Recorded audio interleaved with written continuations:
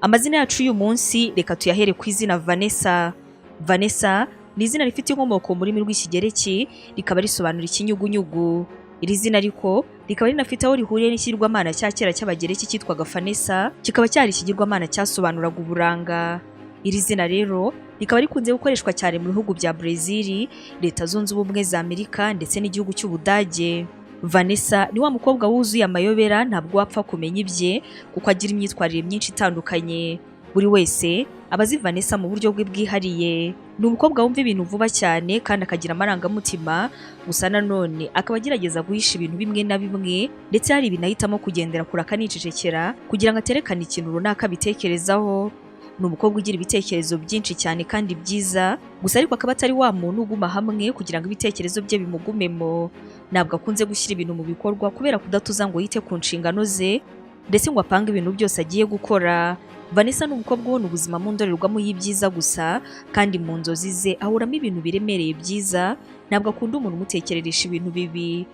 Kubera ukuntu rero ahora n'inzozi nziza cyane, Vanessa yahuye n'ingorane zitira ikintu ashaka kugera acika intege cyane, maze akiheba ndetse akaba yagira agahinda gakabije kazwi nka depression. Kuri we abatekereza yuko ibibazo agomba kubihungira mu bintu by'imyemerere cyangwa se guhabwa ubujyanama. Ntabwo atekereza yuko ibibazo ari ibintu ashobora kwicaraho ubwe ngo narangiza abashe kubyikemurira. Nubwo ariko Vanessa ari umukobwa utekereza ibintu byiza gusa, ntabwo bimubujije yuko rimwe na rimwe ajya yiremamo ibintu bimeze nk'ubwigunge, maze akiyumvamo yuko hari urukuta hagati ye n'abandi bantu, akiyumvamo yuko abantu batamukunda nyamara nta mpamvu runaka yabimuteye. Ahangaha rero abasabwa nanone kongera kuba we, hanyuma agatekereza neza. Iyo akiri umwana, Vanessa aba akunda kugaragaza ibyo ashoboye byose, ndetse ashimishwa no kubona abantu bishimiye impano runaka afite. Ibi ngibi bikaba binameze nyine niyo yakuze. Uyu mukobwa akunda ibintu by'umwimerere cyane, agakunda amahoro no kuba wenyine, ndetse nubwo agira inshuti nyinshi aba ashaka umutuzo byanze bikunze kugira ngo abashe kuba wenyine. Vanessa akunda kugira ibibazo mu mivuganire ye n'abandi bantu b'inshuti ze, kuko rimwe na rimwe hari ibintu yanga kuzibwira ashaka yuko zizabyibonera, maze inshuti ze zitabibona. Ibyo ngibyo bikamubabaza kandi bikanaba byamurakaza cyane. Uyu mukobwa ni umuntu uzi kwitangira cyane, abakunda kandi yishimira, ku buryo agukunda kandi akwishimira nta na kimwe atakora ngo ubashe kunyurwa. Mu bijyanye n'urukundo, nubwo mu buzima busanzwe Vanessa hari ahantu ashobora gukomeza ibintu, ariko iyo byageze mu rukundo ahangaha yoroshya ubuzima cyane, ku buryo umuntu wese ashobora kumwibeshyaho. Ni umukobwa uzi kumvikana cyane n'umukunzi we, ku buryo abamuzi batangira gukeka yuko yasariye uwo muntu bakundana. Ku bijyanye n'amahitamo ye mu rukundo, bikaba nabyo bikunze kuba bitumvikana, kubera yuko muri make aba ashobora gukundana n'umuntu abandi batatekereza yuko yakwemera, nyamara Vanessa akamukunda kandi akamwitaho cyane. Gusa nanone nkuko ajya mu rukundo bitunguranye, ni nako aruvamo bitunguranye, kubera yuko iyo atekereje yuko umuntu yamuhemukiye, cyangwa se agatekereza yuko urukundo rwe kuri uwo muntu ari urukundo ruzarangira, Vanessa ashobora guhita bivamo muri ako kanya. Imwe mu mirimo itandukanye Vanessa ashobora kuba yakora harimo ibijyanye n'ubuganga, ubutabera, imideri, itangazamakuru ndetse n'ububanyi n'amahanga.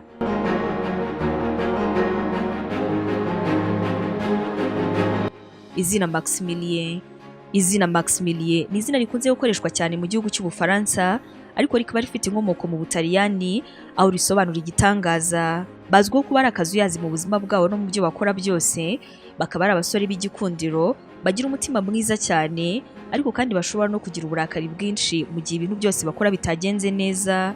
Aba basore ni abantu bakunda ibirori cyane, ariko kandi icyarimwe bakanga ahantu hari abantu benshi, kuko hari igihe bishobora kubabangamira. Ni abasore bakunze kugaragara cyane mu bandi bantu bari kumwe, kandi bakaba babizi yuko ari ab'igikundiro.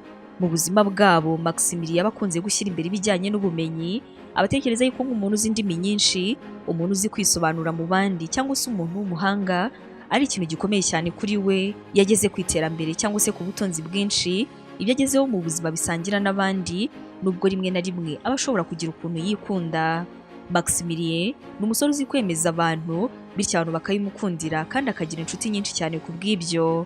Iyo nta yindi mirimo afite aba yumva yakora ibyo akunda, nko kureba filime, gusoma ibitabo, kandi byose akabikora wenyine. Ashobora kugaragara nk'umuntu utifitiye icyizere, ariko ibyo ngibyo wabimenya mu gihe arimo kukuganiriza ku kintu yizera. Ahangaha aba yifitiye icyizere neza neza 100%. Maximilien ni umuhungu ukunda gutembera ndetse no kureba ibintu nyaburanga bitangaje, kandi agakunda ubwisanzure, ntabwo akunda umuntu umufungirana. Mu bijyanye n'urukundo, aba ashaka umukobwa utuje kandi uzi ubwenge, akaba yifuza umukobwa ukunda abantu bazi kwisobanura, ntabwo aba ashaka umuntu ujunjamye. Akunda abakobwa bafite imico yihariye idahuye cyane n'iye, mbese wa mukobwa uzi icyo ashaka mu buzima, ku buryo atari Maximilian uzamwiyoborera. Mu rukundo kandi Maximilian aba ari indahemuka cyane, ndetse buri kimwe cyose ni ukuvuga gutanga impano, kuguha umwanya ndetse no kukwitaho, byose abikora neza cyane iyo murimo gukundana. Imwe mu mirimo itandukanye Maximilian aba yakora harimo kuba yaba maneko kuko utapfa kumenya ibye, ashobora kandi kuba umwarimu kuko azi kwiga imico y'abantu no kwisanisha nabo, akaba yaba umuvugabutumwa hamwe no kuba umuyobozi ukomeye.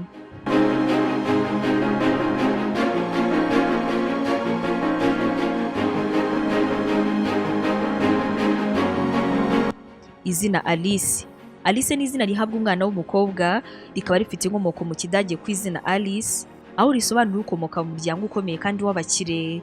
Alice aba ari umukobwa ushabutse cyane kandi uzi kwambara neza no kwiyitaho, ariko ukaba usanga ari umuntu ushobora kwiyemera kuko adaha kenshi umwanya ibitekerezo by'abandi. Ibyo we yifuza gukora kandi ashaka kugeraho nibyo aho umwanya mbere y'ibindi byose, abandi bose bakaza nyuma. Muri kamere ye, Alice agira uburyo yumva arusha abantu ibintu byinshi cyane, akaba ariyo mpamvu ashobora nko kuvuga abwira abandi ko yambaye neza kubarenza, cyangwa se ko ari umukobwa mwiza kubarenza. Ibyo ngibyo byose ariko Alice nubwo abikora akaba agira umutima mwiza, ku buryo mu gihe cyose waba ufite ikibazo ashobora kugufasha, kandi akakwitaho atitaye yuko aba yakwiyemeyeho cyangwa se yakubwiye ibintu byo kukwereka yuko ari urenze. Alice akunze kuba ashabutse cyane kandi akamenyera ahantu ageze vuba, ku buryo nubwo abantu baba ari abakire cyangwa se ari abakene cyane, kubana nabo kuri Alice ari ibintu byoroshye cyane. Uyu mukobwa yigirira icyizere cyane kandi akaba azi kuvugira mu ruhame, akaba ari byo bikunze kubona abantu bose bamukunda kandi bakamwubaha. Ni umukobwa ukunda gushimwa cyane, aba yumva yuko ikintu cyose yakoze yagishimirwa cyangwa abantu bakamubwira yuko bagikunze. Agira amatsiko cyane, ibyo ngibyo bigatuma abasha kwigana abandi ndetse no gusesengura ikintu cyose yumvise. Ntabwo ushobora kumucabiranya kuko aba azi neza ibintu arimo kumva ndetse n'ibintu byose arimo kubona. Alice aba ari umuhanga, uzi gukemura ibibazo, ariko rimwe na rimwe akaba arangwa no kugira akavuyo. Akaba ariyo mpamvu rero mu bintu byose agiye gukora aba asabwa kwicara gatoya, maze akabitekerezaho ubundi akabasha kubitangira. Mu bijyanye n'urukundo, Alice aba ashaka umuntu abandi bantu bazi kandi bavugaho cyane, aho ashobora kuba yagukunda ariko yakumva nta muntu ukuzi, akumva ibyo ngibyo bimuciye intege cyane. Yifuza umuhungu mwiza kandi ugira isuku, umuhungu ugaragara neza cyane kandi nyine uzwi mu gace batuyemo, muri quartier batuyemo cyangwa se ku ishuri. Iyo mwamaze gukundana, Alice agukunda uko abashije kose, gusa ariko ntabwo akunda amategeko mu rukundo rwanyu. Bityo rero ikintu cyose wifuza biba byiza iyo ugerageje kukimuganiriza waciye bugufi, kugira ngo ataza kuza kubyumva nabi. Akazi gatandukanye Alice aba yumva yakora, uzasanga ari wa muntu ukunda gukora imyuga cyangwa se akazi gatuma ajya ahagaragara, akaboneka cyangwa se agahura n'abantu benshi. Ahangaha rero tukaba twavuga nk'ubucuruzi, itangazamakuru, kumurika imideri hamwe no kuba umushyushyarugamba. Bitewe n'ukuntu aba ashabutse, inshingano ze zigeraho cyane kuko Alice ntabwo ari umuntu w'umunebwe.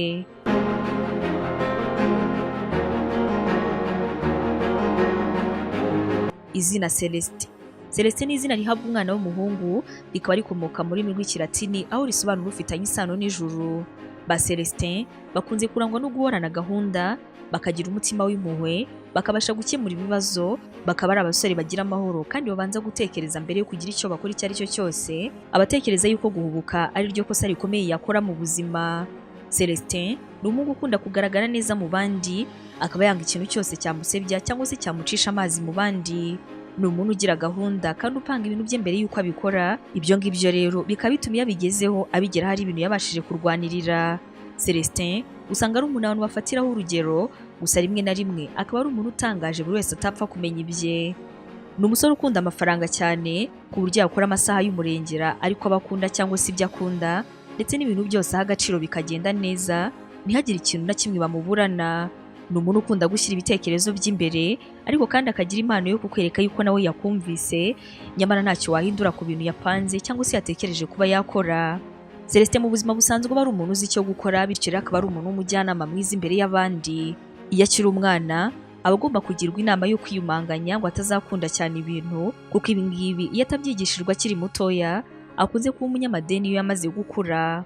Mu bijyanye n'urukundo, Celestin aba ari umukunzi bwiza cyane, ariko kandi ushobora kugutungura. Impamvu yagutungura ni uko uyu munsi ushobora kubona agukunze cyane, nyamara ejo ukibaza ibyabaye. Gusa ariko muri rusange ni umusore ugira umutima mwiza cyane ku bintu byose yahaye agaciro, akaba yifuza yuko rero iyo mugiye mu rukundo nawe uri umukobwa mwiza cyane, ugira imico myiza cyane, utagira agasuzuguro. Celestin kandi mu rukundo aba yifuza yuko nawe wakunda ibyo akunda, ukemera ibyo yemera kandi ukanagerageza kubiha agaciro. Akunda abakobwa bagira umutima mwiza. Uramutse uri umunyamahane cyangwa se ugira ibibi imbere ya Celestin ntacyo waba umaze.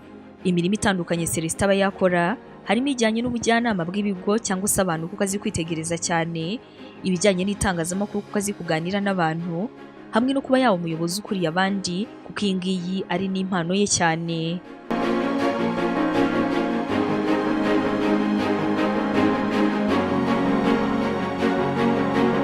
Izina Yvonne. Yvonne ni izina rifite inkomoko mu Gifaransa, rikaba rihabwa abana b'abakobwa aho risobanura umurashi w'umuheto cyangwa se ikimera cya yu, ari nacyo bakoresha mu gukora umuheto.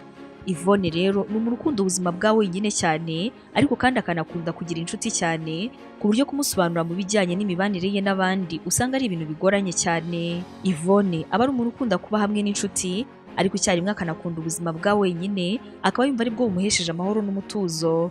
Ku bw'ibyo rero ukaba usanga akunze gushyingirwa akuze cyane, ni gake uzasanga ba Yvonne barashyingiwe bakiri abana. Iyo bafite ukwizera rero usanga ari abakobwa bazi kubishyiramo imbaraga cyane kandi bakanabyigisha abandi. Ni umukobwa ukunda cyane umuryango we ku buryo wo kwibasira abakomokaho cyangwa se abamukomokaho, ahubwo wamwibasira wenyine. Yvonne yanga ibintu biguma uko byahoze kuko akunda impinduka, agakunda gutembera kandi akaba yoroshya ubuzima cyane. Yvonne aba ari umuntu wigwizaho inshuti cyane ku buryo bworoshye ndetse rimwe na rimwe kuko akunze kuziha umwanya cyane zikaba zamutenguha, dore ko abatekereza yuko ibyo zimubwira byose ari ukuri. Uyu mukobwa aba ari umuhanga cyane kandi ukunda kwiga ibintu bishya, kuko ari umunyamatsiko, ntabwo aba yifuza yuko ibintu byose byaguma uko biri, nta kintu na kimwe arabimenyaho. Yvonne aba akunda kuba umuntu uhuze cyane, ntabwo akunda kwicara nta kintu arimo gukora. Ni umuntu udapfa kwibagirwa, gusa nubwo ateye gutya ntabwo yita ku byo abandi bamuvugaho cyangwa se bamutekerezaho. Ni umukobwa yikorera ibye ubundi yarangiza akikomereza ubuzima. Agaragaza amarangamutima cyane, ndetse iyo akiri umwana usanga aba ari inkubaganyi, yurira ibiti ndetse n'ibindi bintu byose bidasanzwe usanga Yvonne abikora. Mu bijyanye n'urukundo, Yvonne azi gutanga urukundo ku buryo yarwinjiyemo aba ameze nk'umuntu uri mwihangana, ntabwo wapfa kumucika yagukunze. Ni umukobwa w'indahemuka cyane mu gihe cyose wamubaniye neza, gusa ariko mu gihe cyose wamubabaje mu rukundo cyangwa se wamubaniye nabi, urukundo rwe rurashira burundu ku buryo utanatekereza yuko yigeze kugukunda.